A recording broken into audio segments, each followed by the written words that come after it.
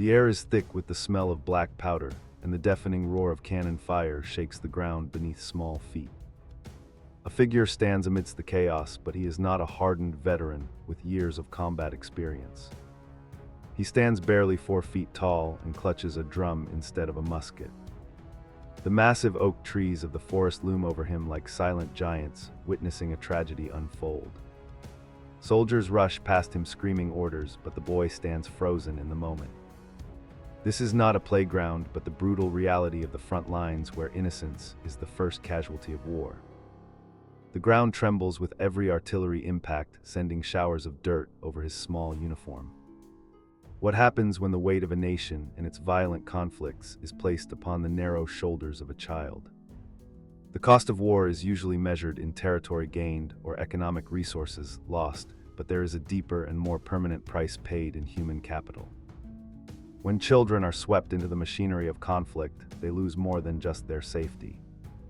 They lose the fundamental right to grow and learn in a world free from terror. The psychological scars formed in these formative years run deeper than any physical wound, creating a legacy of trauma that echoes through generations and shapes the future of entire societies. Enter John Lincoln Clem, who became known to history as the Drummer Boy of Chickamauga. Born in Newark, Ohio, he was just a regular boy with an adventurous spirit and a naive understanding of glory. He ran away from home at age 9 to join the Union Army during the American Civil War. He was rejected by several regiments due to his extreme youth and small size, but he refused to give up. He eventually tagged along with the 22nd Michigan Infantry, acting as a mascot and drummer boy. His story serves as a poignant lens through which we can examine the broader and tragic history of children in warfare. How does a society reach a point where it allows its youngest and most vulnerable members to march into the jaws of death? Is it born from a desperate need for manpower, or is it the result of intense ideological indoctrination that erases the line between childhood and soldiering? Throughout history, leaders have exploited the malleability of youth, turning their innocence into blind obedience. From the ancient city-states of Greece to the decimated cities of Europe in the 20th century, the child soldier has been a recurring and tragic figure.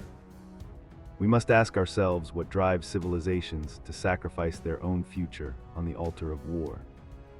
To understand this phenomenon, we must look back to the militaristic society of ancient Sparta. Here the state claimed ownership of children from the moment of their birth. Boys were taken from their mothers at the age of 7 to enter the agoge, which was a rigorous state-sponsored training program. They were subjected to brutal physical hardship and encouraged to fight one another to develop aggression and resilience. The goal was not to raise well-adjusted individuals, but to forge living weapons for the state. In Sparta, childhood was not a time of play, but a grueling gauntlet of survival designed to strip away empathy. This system created warriors who were feared throughout the ancient world, but the cost was the total erasure of individual identity. The Spartan youth learned that their only value lay in their utility to the state and their ability to endure pain. While they were not deployed as toddlers, they were indoctrinated into a life of violence long before they reached physical maturity. This ancient precedent established a dangerous idea that would resurface throughout history. It suggested that youth was not a time for protection, but a resource to be harvested for military strength, and that the state had the ultimate right to mold children into tools of war. Moving forward into the medieval period, the concept of the child soldier took on a religious and crusading fervor. The most infamous example is the Children's Crusade of the early 13th century. Thousands of young people from France and Germany were swept up in a wave of religious hysteria, believing they could peacefully convert the Holy Land through their purity alone. Led by a charismatic boy named Stephen of Cloyes, they marched toward the Mediterranean Sea, expecting the waters to part for them. They carried no weapons but their faith, yet they were marching toward a disaster that would see many of them sold into slavery or dying of starvation. The Children's Crusade illustrates how the idealism and passion of youth can be manipulated by charismatic leaders and societal fervor. These children were not conscripted by a government, but were mobilized by a collective delusion that preyed upon their desire for purpose. It was a tragic exploitation of faith, where the innocence of the participants made them blind to the harsh realities of logistics and geography. The roads of Europe were lined with the graves of those who perished from exhaustion and hunger. It remains a stark reminder of how easily the zeal of the young can be weaponized for causes they barely understand. As warfare evolved with the introduction of gunpowder, the roles for children on the battlefield changed, but did not disappear. In the age of sail, young boys served as powder monkeys on warships. These small and agile children were tasked with running gunpowder from the magazines deep in the ship up to the gun decks during battle. Their small size allowed them to move quickly through the cramped and smoke-filled spaces of a wooden warship. However, this made them prime targets for enemy snipers and shrapnel. A powder monkey had to possess nerves of steel amidst the carnage of naval warfare, where splinters the size of spears flew through the air. On land, the role of the drummer boy became iconic during the 18th and 19th centuries. Before the invention of radios and field telephones, armies relied on musical signals to communicate orders over the roar of battle. The high-pitched rattle of the snare drum could cut through the noise of musketry better than a human voice. Drummer boys were often the youngest soldiers in the regiment, sometimes as young as 10 or 12 years old. They marched at the front of the columns and stood in the line of fire with nothing to defend themselves but their instruments. Their bravery was essential for maintaining order and discipline. The American Civil War saw an unprecedented number of young boys enlisting in both the Union and Confederate armies. While the official enlistment age was 18, many recruiters turned a blind eye to underage volunteers. Boys would write the number 18 on a piece of paper and place it in their shoe so they could honestly swear they were over 18. They were driven by patriotism and the promise of adventure, or simply the need to escape poverty and farm life. For many, the romanticized idea of war was quickly shattered by the gruesome reality of dysentery and amputation. John Lincoln Clem was one of these boys who found himself in the thick of the action. At the Battle of Shiloh, legend says his drum was smashed by an artillery shell, earning him the nickname Johnny Shiloh. Although historical records debate the accuracy of his presence at Shiloh, his service at the Battle of Chickamauga is well documented. By this time, he had traded his drum for a musket that had been cut down to fit his small stature. During the retreat, he was confronted by a Confederate colonel who demanded his surrender. The boy calmly raised his weapon and shot the officer before escaping into the confusion. This act of defiance made John Lincoln Clem a national hero in the North. He was promoted to sergeant at the age of 12, becoming the youngest non-commissioned officer in the history of the United States Army. Newspapers celebrated his courage, and he became a symbol of Union determination. However, this celebrity masked the terrifying reality that a 12-year-old boy was actively killing men on a battlefield. The glorification of his actions served as propaganda to boost morale while distracting the public from the horror of child combatants. It normalized the idea that even children had a duty to kill for their country. Life in the military camps was often more dangerous for these boys than the battles themselves. Disease was the biggest killer in the Civil War, and young recruits with less developed immune systems were particularly vulnerable to measles and typhoid. They slept on the cold ground and ate hardtack that was often infested with weevils. The lack of proper nutrition and the physical strain of marching with heavy packs stunted their growth. Many drummer boys spent their nights crying for their mothers, only to wake up the next morning and witness the amputation of limbs in the field hospital tents. The psychological toll on these Civil War drummer boys was immense. They witnessed death on a massive scale and were forced to grow up overnight. The playful innocence of childhood was replaced by a 1,000-yard stare that is usually seen in battle-hardened veterans. They learned to gamble and smoke and drink to cope with the stress of their environment. The structure of the army provided them with a surrogate family, but it was a family defined by violence and loss. When the war ended, many of these boys struggled to reintegrate into civilian society, having missed out on their education and formative social experiences. The Confederacy also utilized young soldiers particularly as the war turned against them and manpower shortages became critical. The most famous instance occurred at the Battle of New Market in Virginia. The cadets of the Virginia Military Institute were called up to reinforce the Confederate line.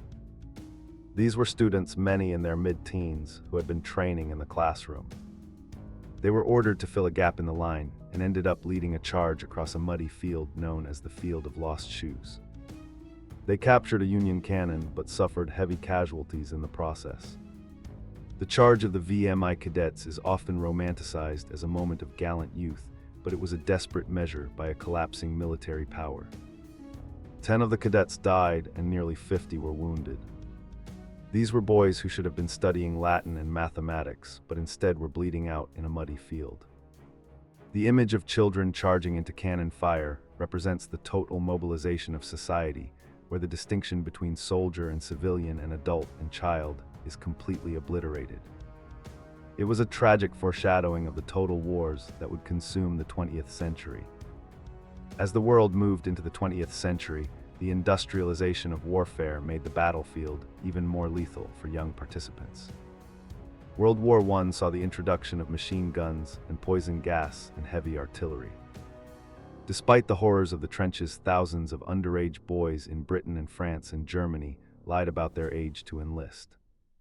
In Britain alone, it is estimated that 250,000 boys under the age of 18 served in the army. They were swept up by propaganda posters that questioned their manhood and urged them to do their bit for king and country. These boy soldiers of the Great War faced a hellscape that no human mind could fully process, let alone the mind of a teenager. They lived in trenches filled with rats and rotting corpses and constant shelling. Many suffered from shell shock, which we now know as post-traumatic stress disorder. They were often given the most dangerous jobs, such as running messages between trenches or repairing barbed wire in no man's land. The romantic notions of war that had lured them in were instantly crushed by the industrial slaughter. Those who survived returned home as broken men in the bodies of boys. The rise of totalitarian regimes in the years leading up to World War II brought a new and systematic form of child soldiering. In Nazi Germany, the indoctrination of youth became a state priority. The Hitler Youth Organization was created to mold German boys into obedient soldiers loyal only to the Führer. They were trained in military drills and weapon handling and ideological fanaticism. This was not just military training, but a complete psychological reprogramming. The state aimed to sever the bonds between children and their parents, replacing family loyalty with loyalty to the party. As the war turned against Germany, the Nazi regime became increasingly desperate and ruthless in its use of children. The 12th SS Panzer Division Hitlerjugend was formed almost entirely of teenage boys recruited from the Hitler Youth. These teenagers fought with a fanatical desperation in Normandy, often refusing to surrender even when the situation was hopeless. They had been raised on a diet of propaganda that glorified death for the fatherland. Allied soldiers were often horrified to find that the fierce enemy troops they had just killed were merely 16 or 17 years old. The final tragic chapter of the war in Europe saw the creation of the Volkssturm, or the People's Storm. In the dying days of the Third Reich, boys as young as 12 were conscripted to defend Berlin against the advancing Soviet army. They were given Panzerfaust anti-tank weapons and bicycles and told to stop heavy tanks. These children were thrown into a meat grinder by a regime that cared nothing for their lives. Images from this period show young boys receiving medals from high-ranking officers, while their faces betray a mix of pride and utter terror. In the ruins of Berlin, these child soldiers fought amidst the rubble facing seasoned Soviet troops. The survival rate for these units was abysmal. They were victims of a criminal leadership that chose to sacrifice its own children rather than admit defeat. The psychological trauma inflicted on the survivors of the Volkssturm was profound. They had been forced to witness and participate in the apocalypse of their nation. After the war, many struggled to understand how the adults in their lives had betrayed them, so completely leading them into a futile and suicidal conflict. The Soviet Union also utilized young partisans in their fight against the German invasion. These children, often orphans of the war, lived in the forests and acted as scouts and spies and saboteurs. Because of their small size and innocent appearance, they could move through occupied territory more easily than adults. They gathered intelligence on troop movements and planted explosives on railway lines. While they were fighting for survival against a genocidal enemy, their childhoods were nonetheless stolen. They lived in constant fear of capture and execution by the occupying forces. The tragedy of the child soldier did not end with the conclusion of the world wars. In the modern era, the phenomenon has shifted to civil wars and insurgencies in the developing world. The availability of lightweight automatic weapons like the AK-47 has made it physically possible for a child to wield the same firepower as an adult. This technological shift has made children more valuable to warlords and rebel groups. They are easy to recruit and cheap to feed, and can be manipulated through fear and drugs to commit atrocities. International law has evolved to condemn the use of child soldiers as a war crime. The United Nations and various human rights organizations have worked tirelessly to establish protocols that prohibit the recruitment of children under 15 and in some contexts under 18. However, the enforcement of these laws is difficult in chaotic conflict zones. The definition of a child soldier has expanded to include not just those who carry guns, but also those used as cooks and porters and spies, and for sexual exploitation. The focus has shifted to the rehabilitation and reintegration of these former combatants. The psychological rehabilitation of former child soldiers is a long and difficult process. Many have been forced to commit violence against their own communities or families to sever their ties to their past life. This creates a barrier of shame and fear that makes returning home almost impossible. Programs designed to help them focus on education and vocational training and counseling. The goal is to help them reclaim their identity as civilians and to process the trauma of their experiences. It is a slow journey from the regimented chaos of war back to the nuance of peace. The story of John Lincoln Clem and the countless other children who have served in conflicts throughout history forces us to confront uncomfortable truths about human nature. It reveals how quickly moral boundaries can erode under the pressure of survival and ideology. We celebrate the heroism of figures like the Drummer Boy of Chickamauga, but we must also mourn the system that made his heroism necessary. Every statue of a boy soldier is a monument to a failure of the adult world to protect its young. The answer to our initial question of how society allows this is rooted in the dehumanizing nature of total war. When victory becomes the only objective, all other values, including the sanctity of childhood, are discarded. Ideology, whether religious or political or nationalistic, serves as the justification for this sacrifice. The child is no longer seen as a person with a future, but as a unit of military capability. This utilitarian view is the dark heart of the child soldier phenomenon. John Lincoln Clem eventually retired from the Army as a major general in 1915, just before the United States entered World War I. He was the last serving veteran of the Civil War. His long career stands in stark contrast to the thousands of boys who never made it home. His survival was an exception, not the rule.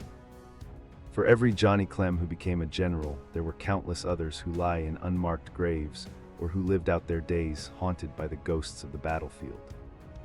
The legacy of the child soldier is a scar on the collective conscience of humanity.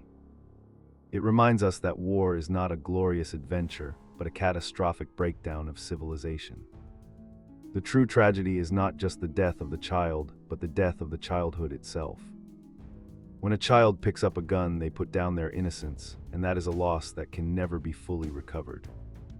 It is a theft of potential that diminishes the entire world. As we look back at the sepia-toned photographs of drummer boys and the grainy newsreels of teenage partisans, we must look beyond the uniforms and the weapons. We must see the fear in their eyes and the trembling in their hands. We must recognize them not as miniature soldiers, but as victims of a world they did not create. Their stories are a plea from the past to the present, urging us to build a world where children are armed with books and dreams, rather than rifles and hate. The reality of youth forced into conflict is a somber chapter in the history of warfare. It challenges us to remain vigilant against the forces that would exploit the vulnerable for power. The protection of children is the most basic duty of any society, and when that duty is abandoned, we lose a part of our humanity. The echoes of the drummer boy's beat and the marching feet of the youth brigades serve as a solemn warning. We must ensure that the playgrounds of the future never again become the battlefields of today. In the end, the story of the child soldier is a testament to the resilience of the human spirit, but also a damning indictment of our failure to protect it. We honor their memory not by glorifying their service, but by striving for a world where such service is never again required. Let the history of the Whisper of Time remind us that the greatest victory we can achieve is the preservation of peace for the generations to come. The silence of the guns is the only melody to which a child should ever march.